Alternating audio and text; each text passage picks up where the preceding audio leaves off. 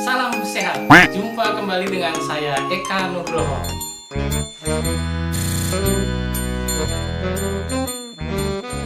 Baik, teman-teman, supaya kita lebih mendalam lagi mengenai contoh berdoa yang tentunya kita ambil dari sumbernya dari kitab suci, kita lihat lagi satu contoh.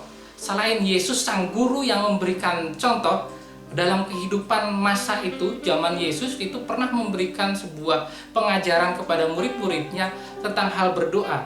Yesus memberikan contoh dua orang, satu orang Farisi, yang kedua seorang pemungut cukai. Ada perbedaan di antara mereka berdua. Pemungut cukai itu berdoa jauh dari altar, dia membungkukkan badannya dan dengan penuh kerendahan hati memohon kepada Tuhan supaya dia diberi ampun.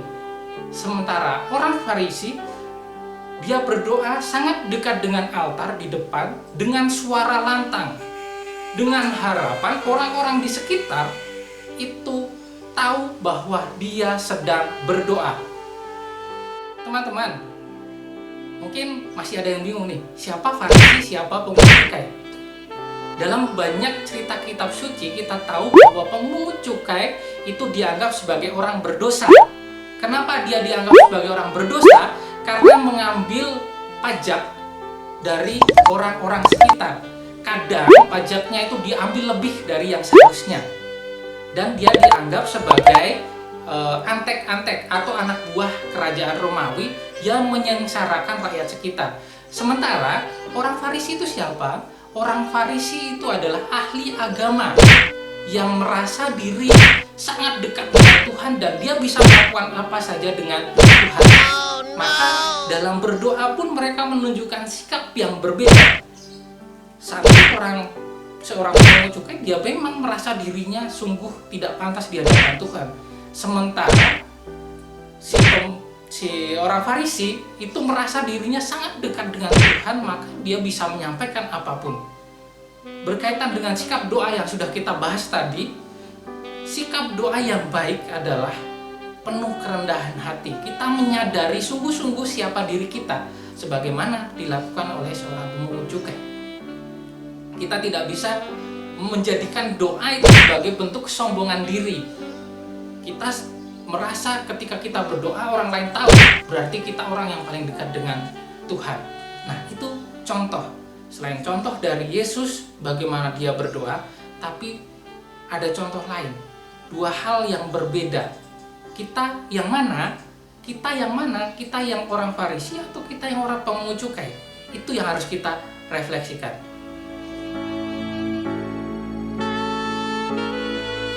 Selain sikap tadi, kerendahan hati dan sikap pasrah berserah, dalam doa kita juga harus selalu merupakan ungkapan iman, harapan, dan kasih.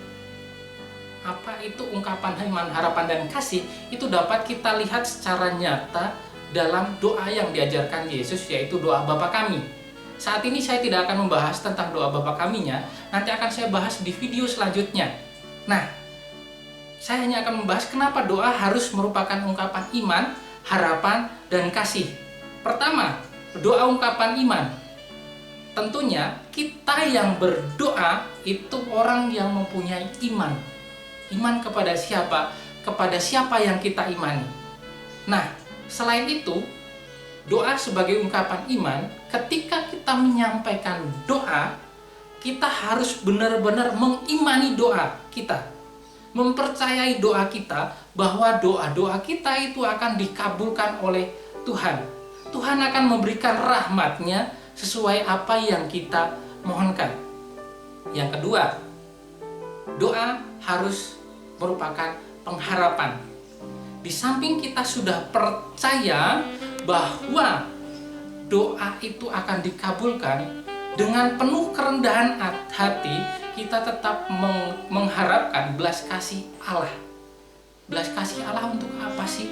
Supaya Allah mau mengabulkan doa kita. Yang ketiga, doa itu harus merupakan ungkapan kasih.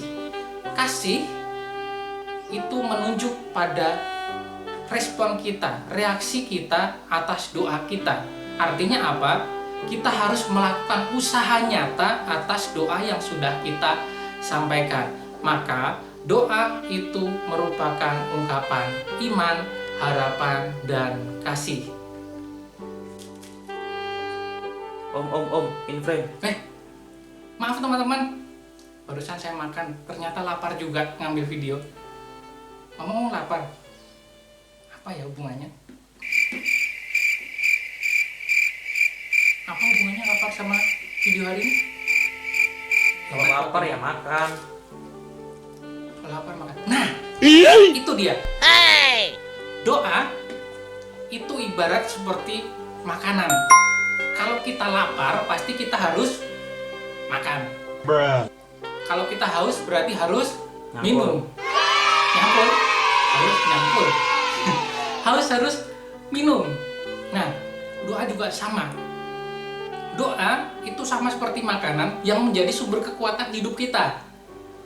Makanan menjadi sumber kekuatan jasmani. Kalau kita nggak makan, kita lemes. Kita nggak minum, kita lemes, dehidrasi, masuk rumah sakit, sembuh lagi. Kalau seperti itu lagi, terus-terusan gitu. Nah, sama, doa itu juga menjadi sumber kekuatan hidup. Bedanya, makanan itu sumber kekuatan hidup jasmani. Doa itu sumber kekuatan hidup rohani, batiniah kita. Tahu ya, batiniah, kehidupan rohani kita yang ada di dalam ini. Siapa itu, bagaimana kita hidup, itu rohani kita. Itulah kenapa kita harus berdoa. Dalam hidup kita, selain kekuatan jasmani, kita membutuhkan kekuatan rohani. Kenapa kekuatan rohani penting? Siapa sih yang memberi hidup kepada kita? Tuhan. Maka kita pun harus menyampaikan, kita harus berkomunikasi dengan sang sumber hidup itu sendiri, supaya kita diberikan rahmat-rahmat yang kita butuhkan. Itu kenapa kita harus berdoa, dan kenapa doa menjadi sumber kekuatan hidup. Karena sumber hidup kita itu Tuhan sendiri. Ya, makanan memang menjadi sumber kekuatan hidup, tapi sumber kekuatan utama itu adalah Tuhan. Tuhan yang menyelenggarakan kehidupan kita. Kita yang menjalankan kehidupan di dunia ini, tapi segala sesuatunya ada di tangan Tuhan. Komunikasi itu menjadi penting. Doa itu menjadi penting untuk menambah kekuatan diri kita, menambah kekuatan hidup kita. Seperti di situasi saat ini, situasi dunia yang dilanda pandemi corona ini, selain kita harus beri asupan makanan yang sehat terhadap tubuh kita agar kita terhindar dari virus corona, virus COVID-19 itu, kita juga harus berdoa. Memohon kepada Tuhan, sang sumber hidup itu, agar memberikan kekuatan kepada kita, memberikan kesehatan kepada kita, dan membebaskan dunia ini dari segala ancaman, terutama virus COVID-19. Agar kita pun kuat dalam menghadapi segala cobaan yang ada.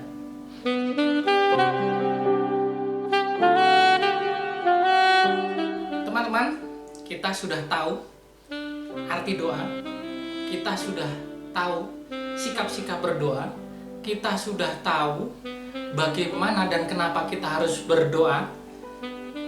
Kita juga sudah tahu kenapa doa menjadi sumber kekuatan hidup.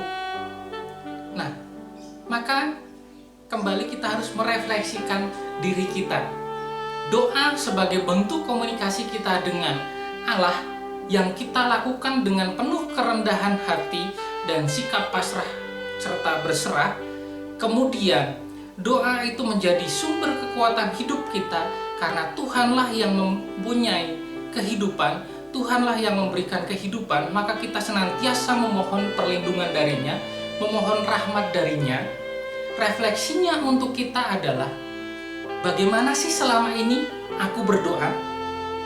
Apakah selama ini aku berdoa hanya sekedar karena aku beragama, karena sekedar tadi dapat tugas dari guru agama, atau kita memang sudah berdoa dengan sungguh-sungguh berdoa? Artinya kita sungguh-sungguh berkomunikasi dengan Allah dengan kerendahan hati, ya. Kita memohon dengan penuh keikhlasan, dengan penuh kepasrahan dan berserah kepada Allah, atau kita memaksakan kehendak kita kepada Allah. Kita refleksikan bersama-sama.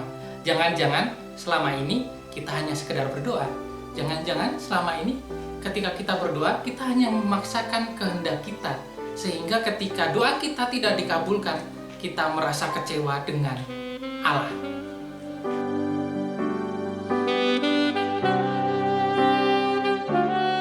Baik teman-teman, sekian ulasan mengenai doa dari saya. Kita ketemu lagi di video selanjutnya. Tuhan Yesus memberkati. Bye!